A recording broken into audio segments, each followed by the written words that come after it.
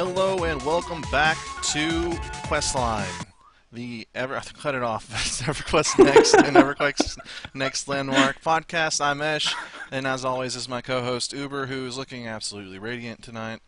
Why, thank you. And we were trying something new. I'm trying to get it so that I don't have to edit it all. Everything is just all in our program where we just do it all live. We're going to do it live, and then I just cut it right off before the music was done. But I apologize, but next time it'll be better. So Uber, last week we were off air for the week. We were busy with things or lazy, not filling up to it or whatever the case is. So this week I think we have to bring our A game, not our B game, because that's what we usually bring by default.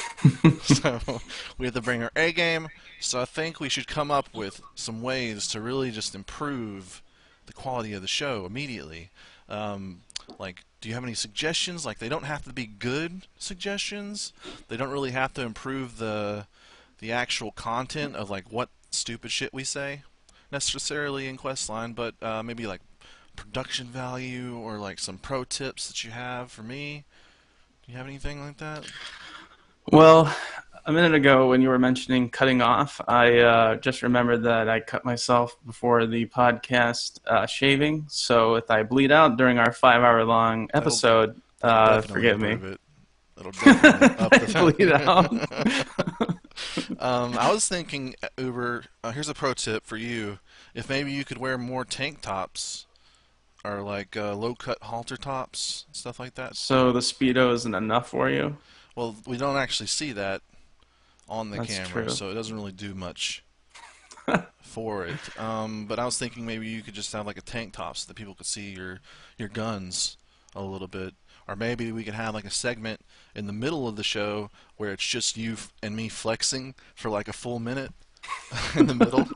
And it'll be like in the middle. I'll have like a timer on my phone at like 15 minutes, and we'll just immediately stop. Did you just say everything the we're middle doing. of the show? 15 minutes is not the middle of our show. Let's be a little more realistic. Okay, fine. But at 15 minutes, in the middle of saying stuff, we'll just have to stop what we're saying, no matter what, even if we're in the middle of like a sentence or something, and we'll be like, flex time, boom, gun shows going on, Questline.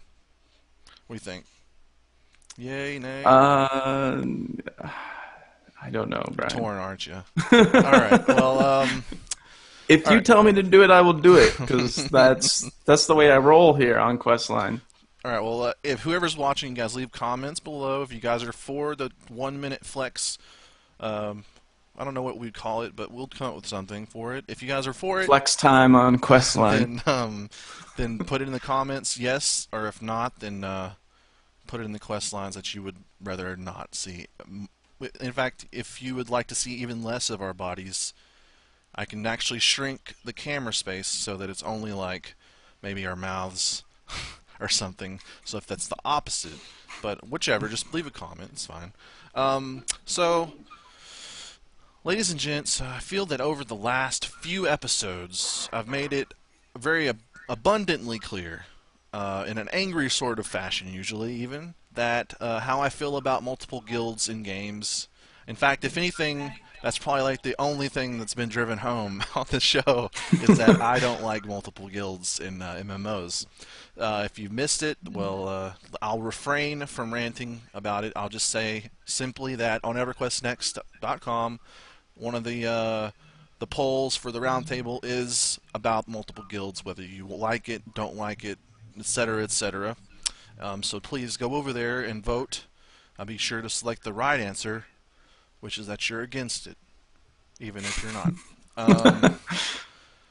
But moving on now, though, the show at hand. Here are Wait, what was the point of all that? they need Ash? to go and vote for it. Oh, okay. They need Gotcha. to go vote for the. I thought there was a new poll. My bad. I don't think so.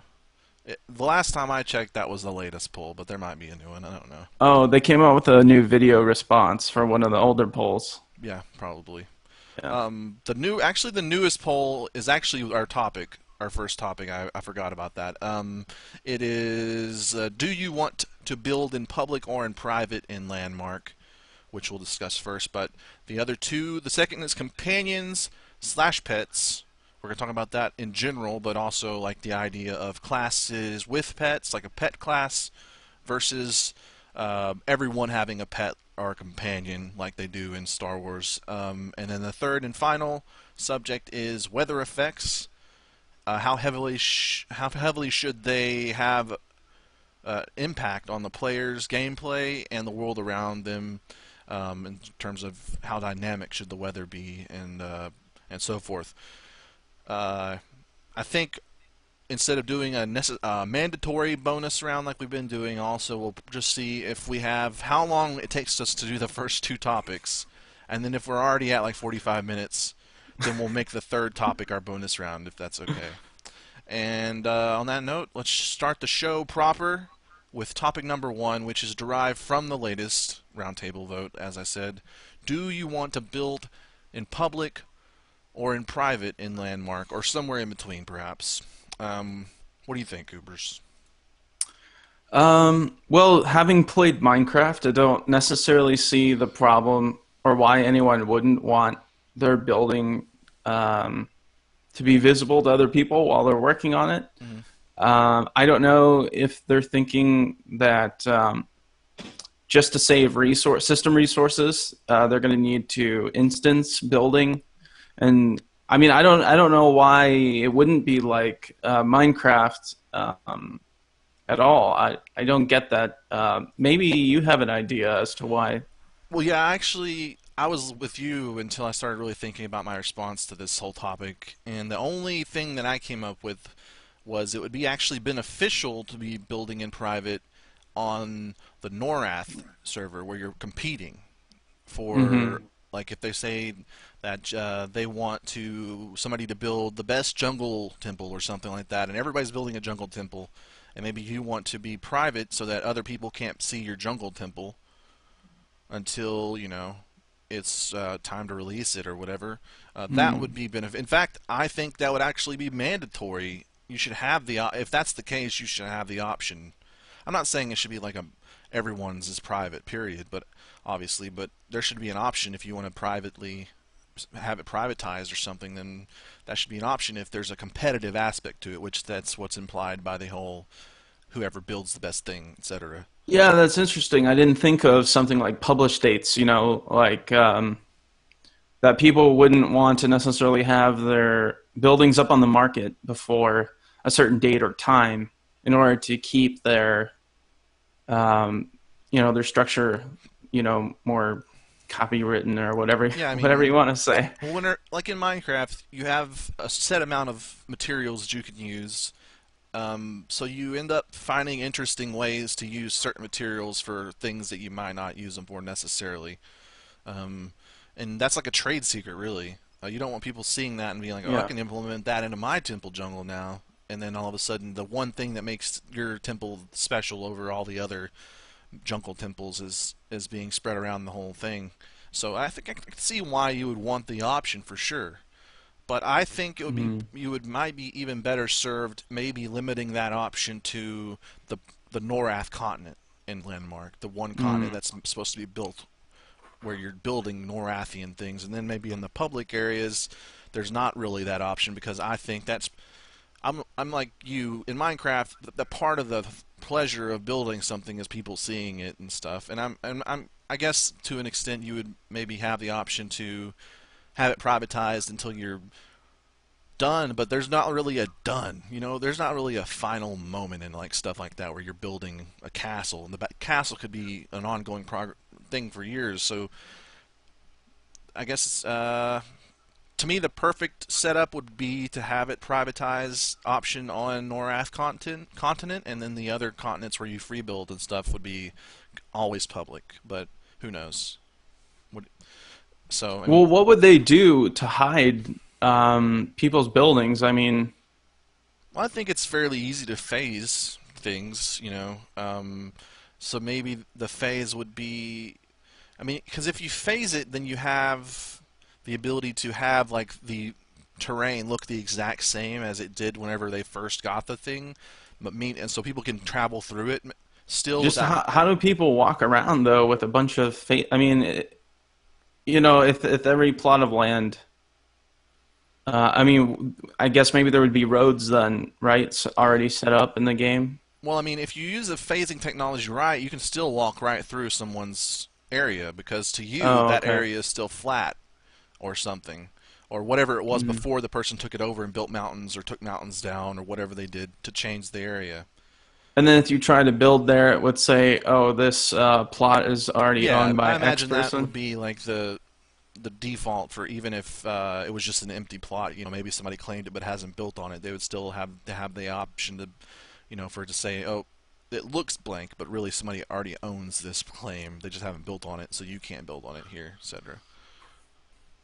It's going to be hard to have like there aren't really going to be RP servers on uh, Landmark at all I because imagine not. Yeah. that just wouldn't work at all. You know that everyone's building temples. Right. Yeah. I don't I mean, I know. guess they could have one where people are like I don't know. I doing think it that, would be. but I don't think it would really be too beneficial to have one really in yeah. Landmark. In EverQuest Next, definitely, but like you're and they say there could be PvP by the time EverQuest Next launches in Landmark, some basics, maybe some basic form of it, but I don't really think it. I think it should be based on claims more so than servers. So maybe your claim is an RP claim, and you invite people to come over to your tavern you've built or whatever and role play, Hmm.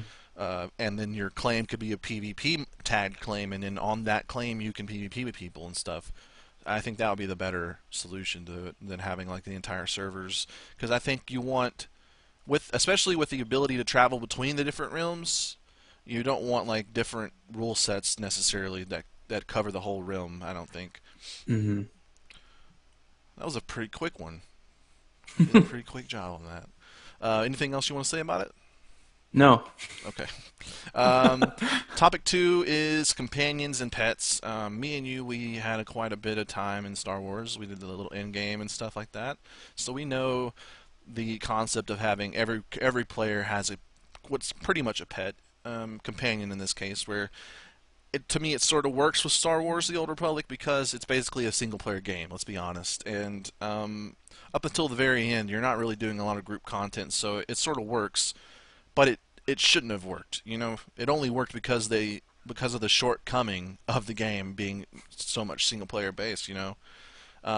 What do you think about this? Do you because you have WoW and all these other games that have like pet classes like hunters and warlocks and stuff, and then you have games like SOTOR which have companions, and then even some that are coming out now also have that sort of everybody has a pet system. Even in Hmm. Final Fantasy, I think it's done really well, but everybody has a chocobo which you can actually spawn out to fight with you as well as ride around.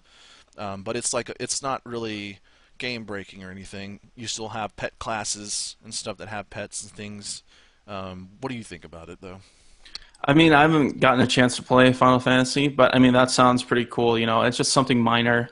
It's just kind of like an additional feature. But with Star Wars: The Old Republic, it was like a key game Right. mechanic. Um, One thing I really didn't like is my favorite character that liked playing with my smuggler was completely the wrong class to be playing alongside through the whole game. So that's one of the problems with having companions is that if you actually end up getting attached to them and they're the wrong class, I mean, that's kind of a bummer. Also, not every I mean in Star Wars, not every you couldn't have every character as your companion because they were kind of tailored to your specific character class.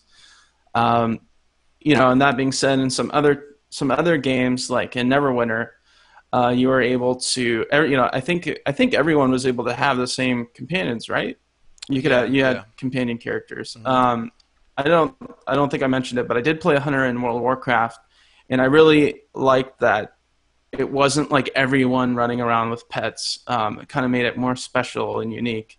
Um, especially when you could go and find that really rare um, monster that you could turn into a pet. That Right. was really Yeah. fun. Like getting some of the dinosaurs. I don't remember their specific names, but just like you would walk around and then everyone would hear like the ground shake.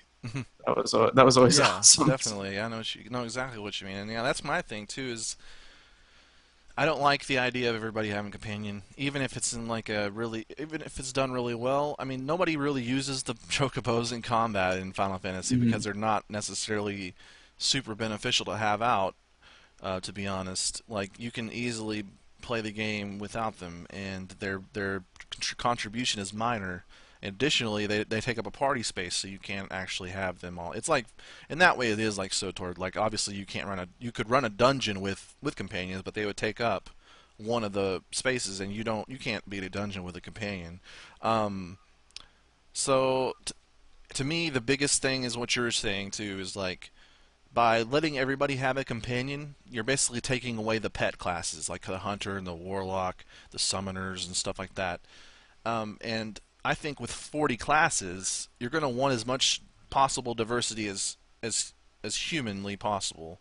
Like to have you have 40, you can have and to me, I recently watched the latest episode of Into the Portal, and they were saying they're talking in general about like crafting classes and stuff, and how many tanks can you really have. They just said it in passing. It wasn't even like really the topic they were talking about necessarily. But I think you could have 40 classes. I mean, 40 tanks. If that's what you wanted, you could build 40 tanks and then be diverse enough. Because we're talking about a system that's more akin to like a MOBA, where you have 100 or how many, I don't even know how many characters they have. It's over There's a 100. lot. It's like over 100 characters, and they make a new one like what every couple months. So like obviously it's incredibly doable as long as you limit the powers that they have to make them feel at least feel diverse. They may not be completely diverse or whatever, but there's plenty of tank classes in there. There's plenty of healer-ish classes in there. There's plenty of people that are good at stealth and people that are good at this and that, and they overlap, but they're all feel different from one another to an extent. So I don't think it's really a stretch to say, that there can't be 40 combat classes, and then to that extent, it would be much easier to accomplish diversity through that if you're going to obviously have a pet subgenre of classes like that you would have in like World of Warcraft or even EverQuest and stuff. Well, how about this, Ash? What if everyone could have? Well, I mean, we also have to make the distinction between or NPC companions that are kind of like humans that speak to you, and then companions that are just like NPC like monsters. Like actual pets, like Right. the kind of the stereotypical definition of a pet, like the chocobo or what have you, or a bear or as such. I mean, if everyone had pets, that um, be, maybe specific classes would have additional abilities for those pets. So, like I don't know how it works in Final Fantasy if there's any pet classes, but maybe they could, your chocobo would be able to actually have special abilities that, based on your class or something. Right, yeah, and I've thought about that too, like where the reason, like everybody has it, but maybe your class is better at having it because you have these special buffs and boons and different things. I think it's an okay medium, but I don't think I don't know. It just feels weird, you know. It doesn't feel like even if they aren't as good at having their pet out as you are because you're an actual hunter or whatever the case is, it still takes away from like the feeling of okay, I'm a hunter, you know. But then there's like a warrior over there who also has the same pet as I do, and maybe he's not as good with it as I am, but it still sort of takes away from that like shiny portion of it being, that class. And it's interesting too because you think about the system of abilities that they have, where you have like four weapon abilities and then four abilities that you can change out. Like you'd think like maybe if you stereotypically if you have a hunter, you got like a bow or a gun or something, and then you have your pet. If all four of your first abilities are weapon abilities, then that means the only room you have for pet abilities are going to be in your other four that are shareable. So you're thinking, well, what the hell? So my guess is the only way they could really do it was to have a hunter or a pet hotbar, which it seems obvious, I guess, because you always have a pet hotbar if you have a summoned pet. That's separate from that. So that means that a hunter, in theory, would have their four abilities, their four shareable abilities, and the ones that they can change out, and then another hotbar for the pets.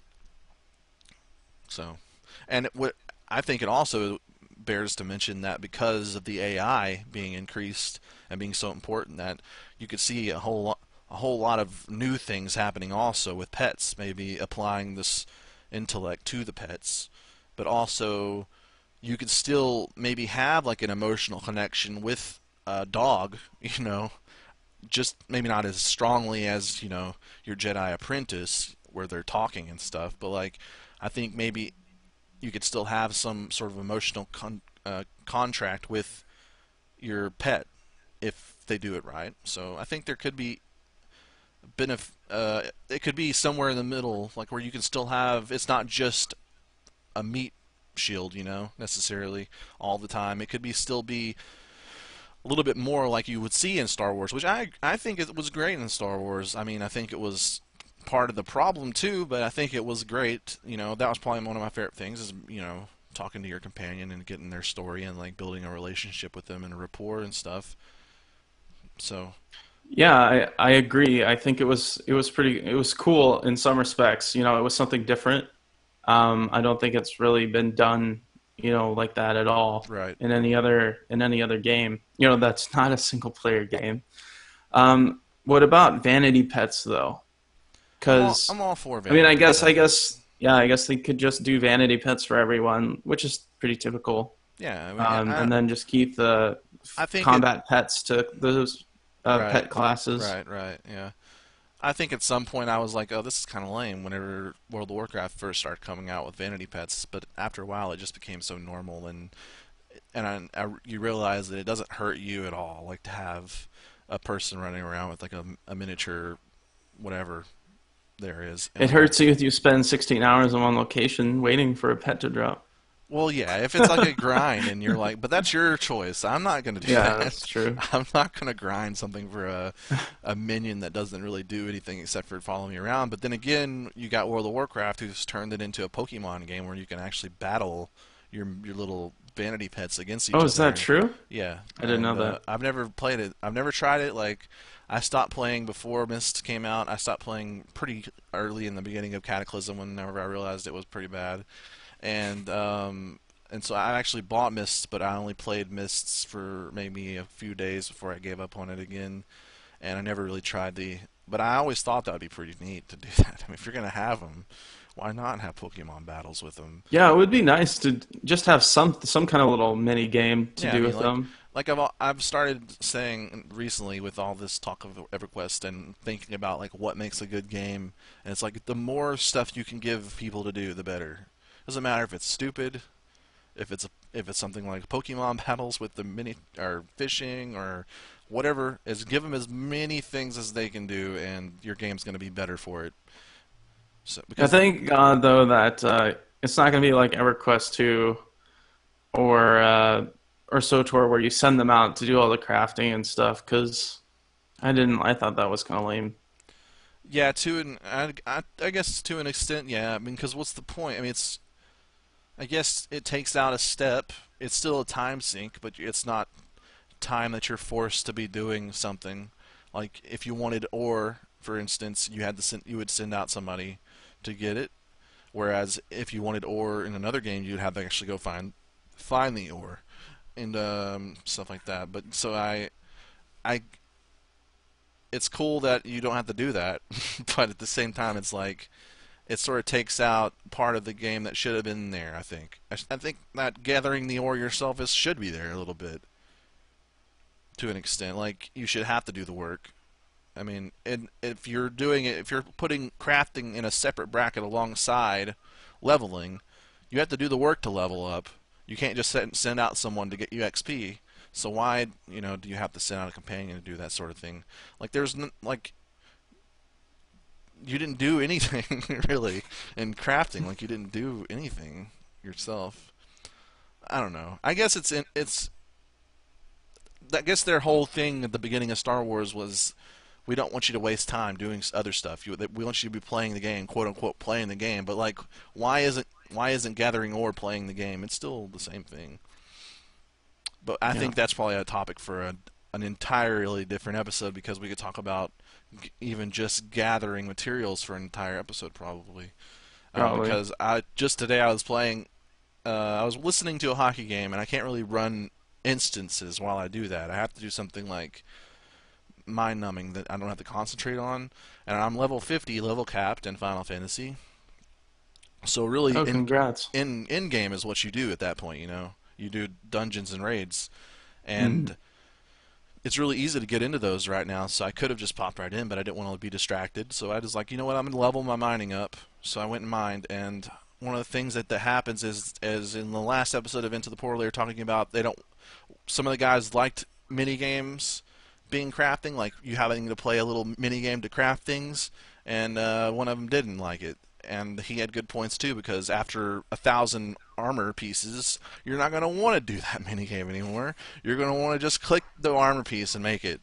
And I was like, yeah, that's true. I would definitely not want to do that anymore after like 1,000 times.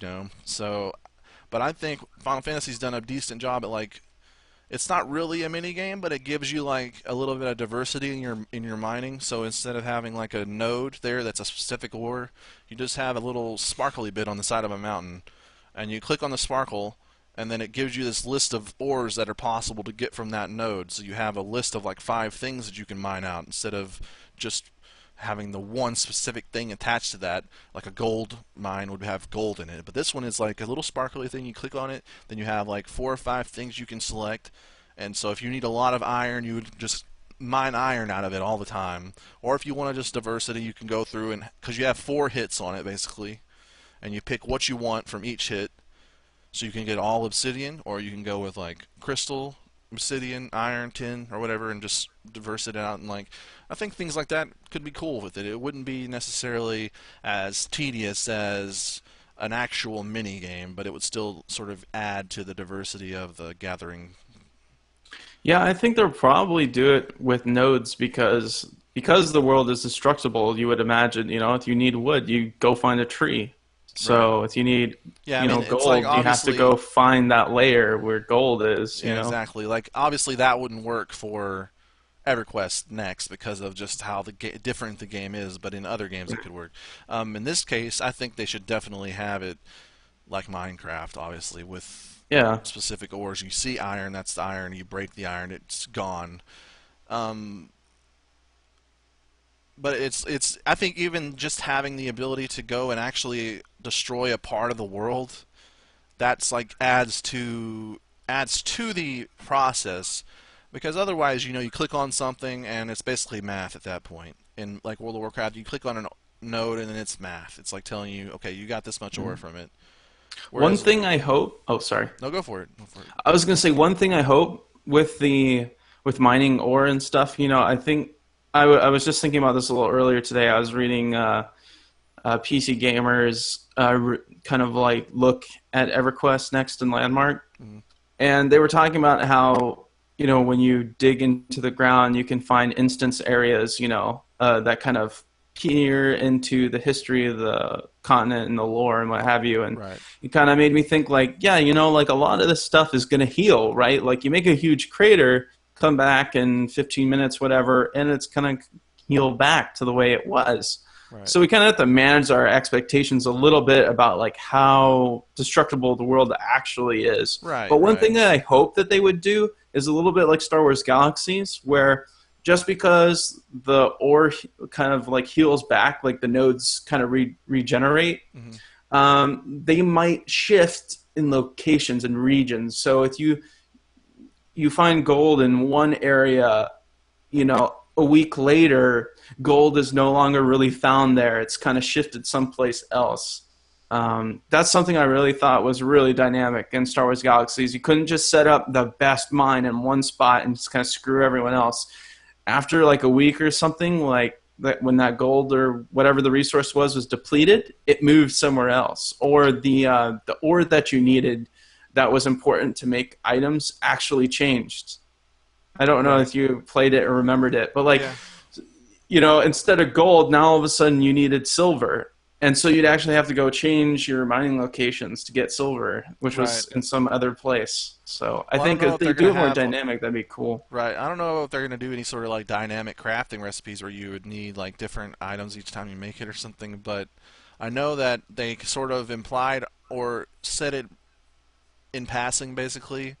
It wasn't like a huge thing that they touched on, but it was like sort of like quickly added to the end of a sentence in one of the panels, that you would mine something there and it would be gone, and then it would change to a different random direction, or maybe not random, but it would be moved somewhere else, so it would be gone there. I don't know if they're, and obviously I don't know if they're going to have like where it respawns in that exact location later, or if it Hmm. just keeps moving, you know.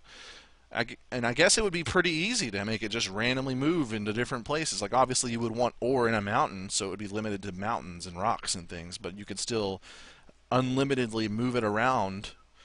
My question is, and this is not one of the topics we're supposed to be discussing at all, but my question is like, say you're on a mountain and you don't see any ore on the surface, and you dig deeper into the mountain, and then you find ore in the mountain, right? But then you have this thing where it's like healing. The earth is healing, so would it heal behind you and trap you in the freaking mountain, or are they going to have some sort of like mechanism in place where it somehow tells that you're still working in this mine? Maybe you've been working in this mine for hours, though. You know, Hmm. is it going to be able to tell that there's people there?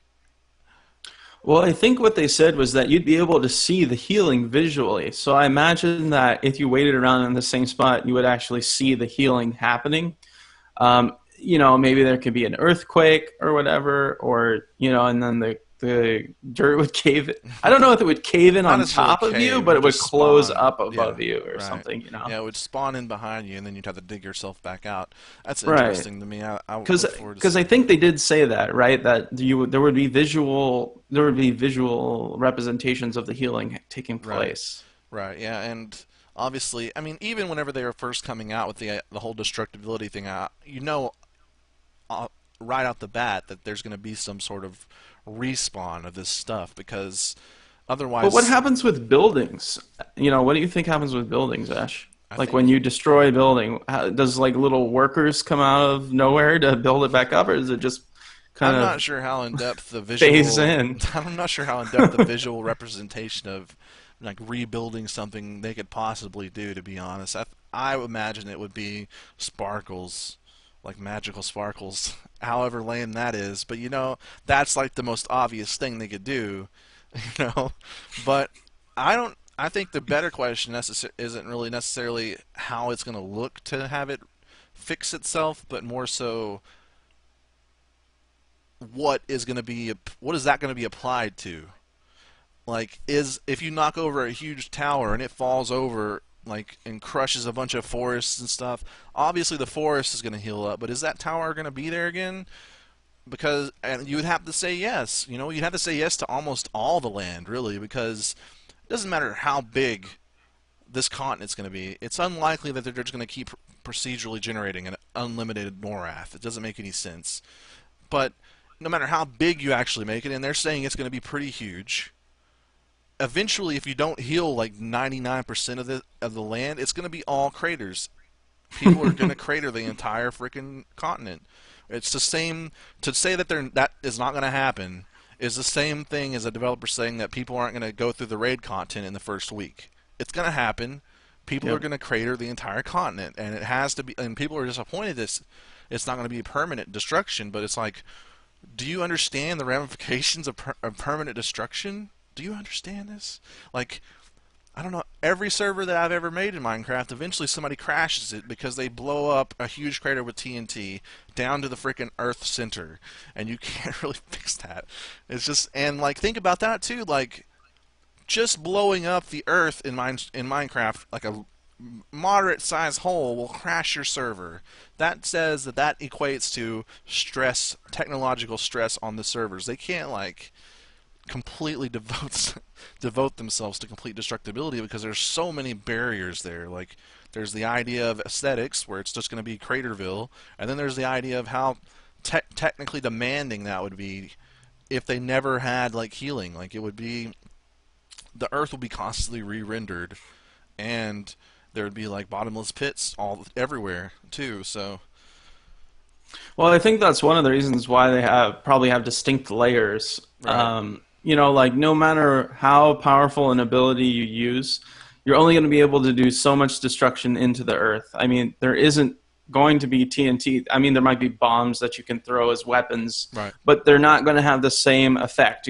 Um, and if you get 50 people, I mean, I'm sure that you have to be testing the PvP side of things too, right? Because if 50 people are all throwing bombs around in a battlefield, what happens to the battlefield? You know, it's interesting to think about, but obviously they're gonna. I mean, obviously they're gonna make it so Well, at that the same it doesn't time, break the game. you would have to hope that certain things in the game are going to trigger permanent destruction, though, on a storyline level. Like, if they're planning to have for the best, I guess the best realistic thing that we know is going to happen is rallying calls. So if this Goblin King that they keep talking about as the main protagonist in all these scenarios attacks your castle that you're building in this rallying call, and it's this huge battle, and all this damage is done to the landscape, it would be cool if that stuff stayed. You know, it would be pretty badass if after you've completed the rallying call, you're victorious, and your castle's there, that the landscape around it has those craters, and maybe the forest that you had a battle in is permanently chopped down. So I think that there's room for them to include permanent destruction, so people are going to see it and be like, "Oh, that's really cool." But at the same time, I think that also adds to their ability to appease the masses in a way for them to say, Yeah. "Okay, you can't destroy everything in the world, but sometimes, if there's a huge civil war, it's going to show across the landscape for the rest of your time playing, and you can know that that crater isn't actually made by the developers. That was there because, the Goblin King had a platoon there, and you just destroyed them and stuff like that." So I think that there is room for that, but And I think the whole point of this conversation for me is that we kind of have to manage our expectations when we say destructible. When right. because I was just I've been thinking a lot recently. One of the developers from EverQuest messaged us on Twitter, talked to us on Twitter, and was talking about how we had very high expectations for the game uh, because we said that the game had to be perfect, and in a lot of ways, we're not being. It's not hyperbole, like we're serious. The game has to be really, really well put together Right. if they want to succeed. I mean, any game, I mean, because a lot of like indie games don't have to be perfect, but they're not trying to reach the same, amount of people that are already playing X number of other MMOs and just want to burn through content and just move on to the next thing. Right. So in some respects, they do have to make a perfect game. I kind of stick by that. But Right. It's not like they were saying, you have really high expectations. You need to lower those things. No, they were just being, they were just yeah, kidding sure. around. But yeah, you're right though. Like, they should. I don't think the entire game has to be perfect, but they have to do a lot of the things that they're saying perfectly. Like the reason that there's such there's a moderate excitement already about the game is because they're four holy grails. So if you don't do one of those four holy grails to at least to a really really excellent extent, then your game falls apart because of how important they are. And like people say, well, every time you talk to someone, they're like, I'm not sure. I'll just wait until they and see if they actually deliver. And I'm like, if they don't deliver those things, there will not be a game. You don't understand. Like that is the game. You know what I mean? If they don't have one of those, then it's not. It doesn't exist. It ceases. But you know what? It's whatever. Right. Yeah, but I guess what I was trying to say is also too that just managing expectations. This isn't a sandbox game. We talk about sandbox games. Like Grand Theft Auto and what have you. Like, yes, there's sandbox games. You can go and do things at your will, but that doesn't necessarily mean you can do anything you want. Right. And I think that's like a really big distinction. I've kind of been just tossing around in my head the last few days. Is that this is sandboxy. There are going to be sandboxy elements to the game, but ultimately a good game is crafted to a certain extent. Right. Like it allows, because like for example, one of the games I have up on my shelf is BioShock. The first BioShock game, there was a lot of procedural elements, right? There were enemies. They went around the world and they kind of like had a list of things to do given certain situations. The problem with that is when that happens with every single fight. They end up not necessarily doing the same things, but it's the same experience. You have to there has to be a certain amount element of a crafted experience Right. to make that, to make things special. And like you Right. said, with like leaving a crater be, um, but that crater going to look the same on every server? There's so many questions You would hope kind of not. unanswered still. Right. And like I think the whole thing with sandboxes is that there's so many different types of sandboxes. Like you can consider a lot of games like sandbox, I think.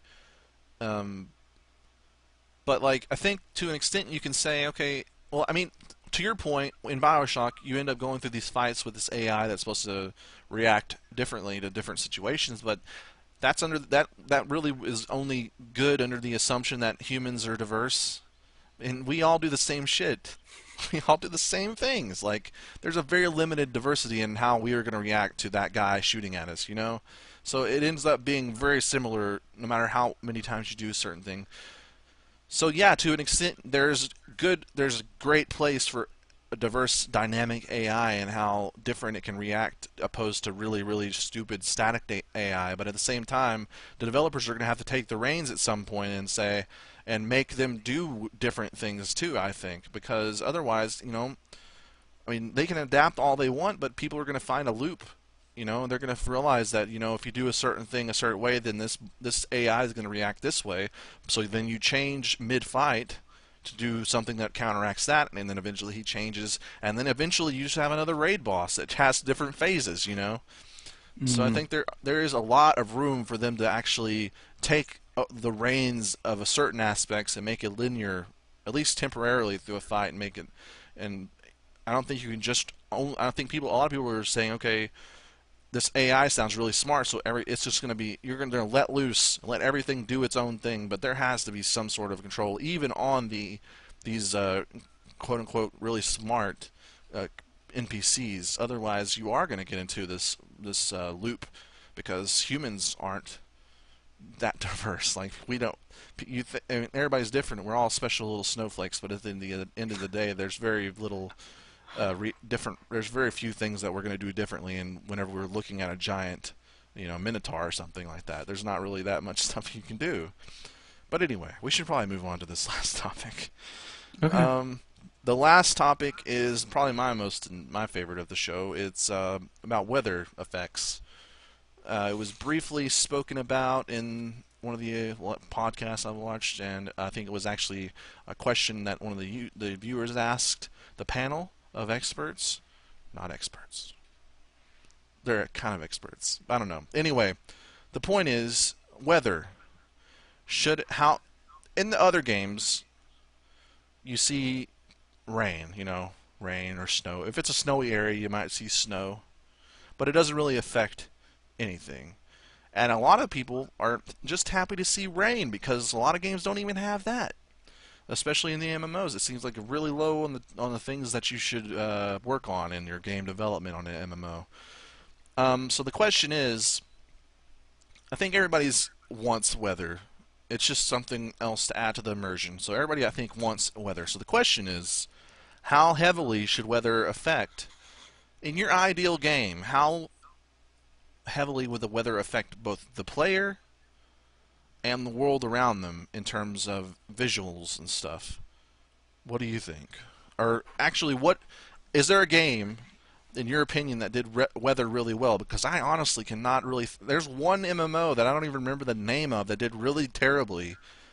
That main selling feature was that you could snowboard on your shield down snowy mountains. That was the thing I wanted to play it for, and it worked really well. It was literally the only thing that worked really well in the game.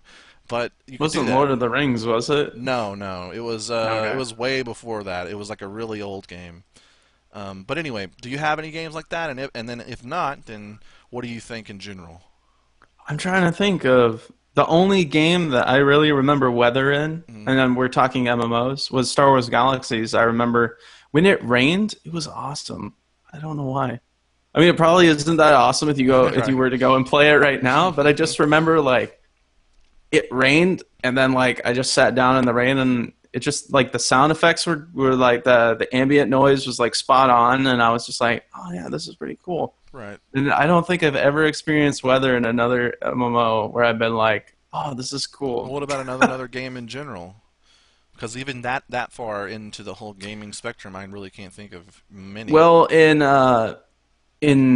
let's see, Jedi Knight Outcast, there was a point in the game where you were on Yavin 4 and it started raining, and the rain would evaporate off of your lightsaber. Right, that was And I cool. remember that was pretty cool. Right, But and yeah. these are like minor things that we're impressed with. Like we are really impressed with the evaporating rain on that lightsaber. We should not be impressed with that. That's how little attention's been paid to weather in gaming so far.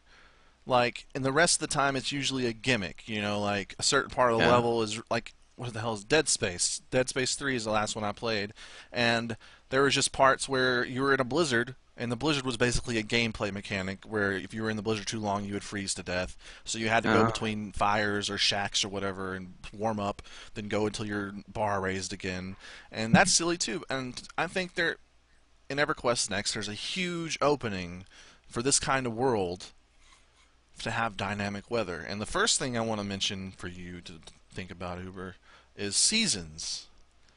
What if there were seasons? And what if and where you don't have to be in a snowy quote unquote area, a zone or a biome to see snow. If it's winter, it might snow in the forest area or whatever, etc. that sounds so cool. It does. And like in the desert, it doesn't always have to be a desert. It could be a monsoon season or something. Yeah. And if you go even further, you have the idea of floods and stuff, where it actually has a Yeah. physical manifestation that can change the world. Oh, that's cool. Because now I'm just thinking of ideas like, and during the specific times when it floods, like certain, because there's a certain element of, there's a certain unnatural element to like events happening in MMOs. Like, Right. things like weather setting off like world events would be really awesome. Like you just kind of hear it down the line, like things are happening in the desert region because there's flooding, and all of a sudden you have oasis, and like certain monsters are showing up that Yeah. weren't there, or certain monsters come out of the ground because now Right. the mud is, just it can just go. Your imagination can just go. Yeah, But like it I don't know makes if that's too much to ask for, one of my but things is it's just a simple thing, but it's a microcosm of how the monsters and stuff could react. Was you wouldn't be able to find bears anymore in the winter because they're all hibernating, and that is you can apply that to any number of things. Any sort of monsters that may only come out during the summer years, or monsters that only come out during the winter, etc., etc. And then I'm like, well, if they that's like the far edge of the spectrum though. That's like the extreme examples where you could have a place in a mountain that you can only get up to if the water's raised a certain amount of distance so you can float up to it or something. And that's really contrived, and like you would have to make it a mechanic for that, but like to the lesser extent where we're still really far on the other end where our expectations are because nobody ever does anything. We're still like, okay, lightsabers should have this evaporated water on them. But in the middle, we could still have something cool. We could still have it right. where the orc's armor has fur on it during the winter. Something simple like that, where the Or even NPCs in the walking through towns snow. wear coats, you know, and things Or like that. Or how about like just walking through snow? You have like a slight movement debuff Well, unless I you're on a think road or a mount or I something. think that's a good idea in theory, but I think people would be pissed off about it. I think you Well, should I'm sure they probably would. avoid basic things like that, but I do think Uh, you can like make it so that you can't go down this one route because it's an avalanche closed it off or something, or avalanches in general could be happening. Like maybe if somebody digs the wrong place in the mountain, then snow avalanches down, etc. Avalanche surfing. Yeah, it would be pretty sweet to have weather in general. Like I think even if you didn't have any effects at all in terms of actual like floods or things like that that actually change, really, really, really heavily change things. Like even I think just adding seasonal weather would be cool. Would be probably meet my standards. Like if you had a snowy season in the forest that's normally sunny and happy, or in the snowy area, maybe during the summer it's not quite as snowy and you see a little bit of green coming out and things like that. Or and like to that extent, going back to the other side, the extreme side, you can have flora that only comes out in the snowy area during the summer, and you have to use that for certain potions or something like that that you can That'd only be cool. make during that season of the year. So that potion is really rare and stuff. So I think weather could be used to make the game so much more dynamic in so many different ways. Like you think, okay, well it's snowy or it's not snowy, but no, it could be like huge. Like a snowy season can be a huge shift in how the game is played in various different things like crafting or hunting or whatever the case is. So I'm all for it. Yeah, I mean, and if you want to step back just a little bit from that, I'm just excited about a day-night cycle, to be Right. honest. Did Guild Wars 2 have a day-night cycle? I don't think I it don't did. remember. Because if they did, I really don't remember it. But SOTOR didn't have one, Yeah, a lot of games don't. and Um, man, it's just kind of lame. Like it's a MMO. Like you should have a day and night It cycle. seems pretty easy to do too. You don't have to necessarily have an accurate moon cycle and sun cycle across the sky. You can just have it switch, gradual switch, that flicks at a certain times. And I don't think that they should do like an accurate cycle where if you're playing at night, it should be night in the game. You're playing during the day, it should be day in the game because I think that screws over a lot of people who only get to play at night. They're only seeing the dark Sure. and stuff like that. But I think I think EverQuest does have it because well, I know it does. So I think that's part of the pedigree of the series. So I think that's hopefully is a shoe in. But the fact that I guess to your point, the fact that we're talking about it, it just shows how little attention's being paid to like that part of the ambience in games. If you can't remember if there's a day or night cycle in a game. Well, in SOTOR, they just wanted to craft everything meticulously the way they wanted everything to look the way they wanted it to look. But the downside is when you get in a place where it looks the same and it looks great, but then it looks that way every time you go there. So Right. then there's no diversity, and it ends up just feeling boring rather than, oh, isn't this great And the way we crafted it? I don't think there's an excuse though. Even for games that are really linear and static like Star Wars, you look at World of Warcraft, and for all of their faults, they constantly upgrade their game. I mean, it may not change the game too much, but like by implementing phasing, they can make it so that whenever you do a quest line, the quest line affects the world around you. If you conquer, an area, the area is conquered, and there's alliance people there, guards that are friendly to you that took over the area. And so by a simple technology such as phasing, you can really make the world around you change so that it's not like that. Even if you don't have a day or night cycle necessarily, you can still make it so that like if you conquer the Imperial forces in a fortress, then that fortress becomes, your side's or whatever. Just to you, it doesn't have to be to everybody. But in your game, you've accomplished that goal, so it shows up visually in the game. And to that extent, if we were in Ilum or something, and we did a some sort of quest that we did something bad to a mountain or something, I don't know, and the mountain could be destroyed, then when you go back to that place, the mountain would be there, etc. And it doesn't have to be like EverQuest Next, where it's dynamically happening and it's gone because you literally dug up all the voxels or blew up all the voxels or whatever. But in this case, phasing is like a really decent alternative. So I really don't think there's like a reason that we should still be playing games that are completely and utterly static like that. Yeah, I mean, if you think about playing games like even going back to the Nintendo 64, playing Zelda Ocarina of Time, there was like certain monsters that would come out at night that weren't there during the day, Right. or play even Minecraft, taking a play from Minecraft. All of the all of the zombies, what have you, come out during the night. Right. And just I just feel like there's so much room for dynamics, and And that's what makes a game interesting over time, is that there's still, I mean, that's why people keep modding Minecraft, because they want more to do, not less to do. Right, and the game is already, and because the game is already built sort of on the that whole thing, it's a perfect like palette to like do your own thing with. I totally agree. But yeah, that's what do you if you guys have any thoughts on weather or whatever, just leave a comment, and I would love to see what you guys think about weather or any games that you've played where weather's played a really nice part in the game and stuff. Leave a comment or tweet us or whatever. Anything else to say about it? I think the only thing I was thinking about, just weather having, I guess on the far side, like we've been saying, the far extremes would be weather having an actual effect, like mudslides happening and things like that could actually mudslide a city and things like that happening, and not in like a planned way necessarily. Um, but yeah, I think that weather should be in the games. I think it should be mandatory, not just like something they could maybe have. I think it should be like something.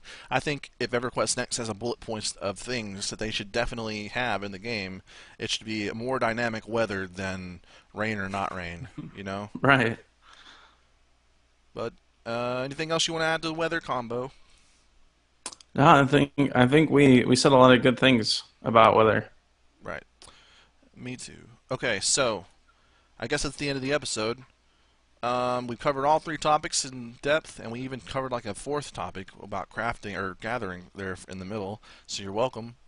And that's it for this episode. Again, if you guys want to contact us, be sure to tweet us or leave a comment. You can get us on Twitter at Questline EQ. You can get a hold of Uber at Acorpet, myself personally at Eshplays.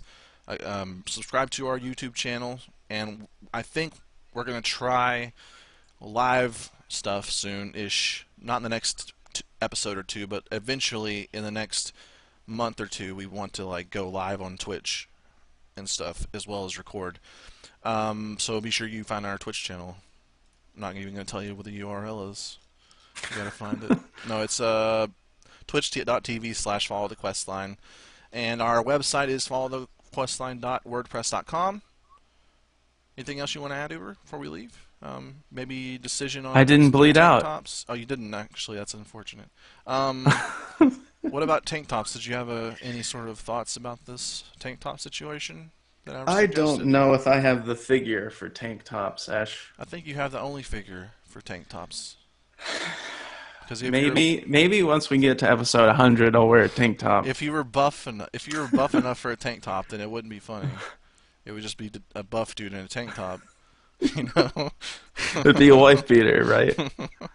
The man's tank top. I'm not wearing a tank top at all ever, but I think you should for sure.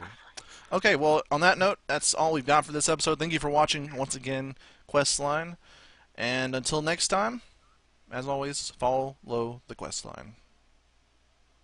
Outro. Don't talk, Uber.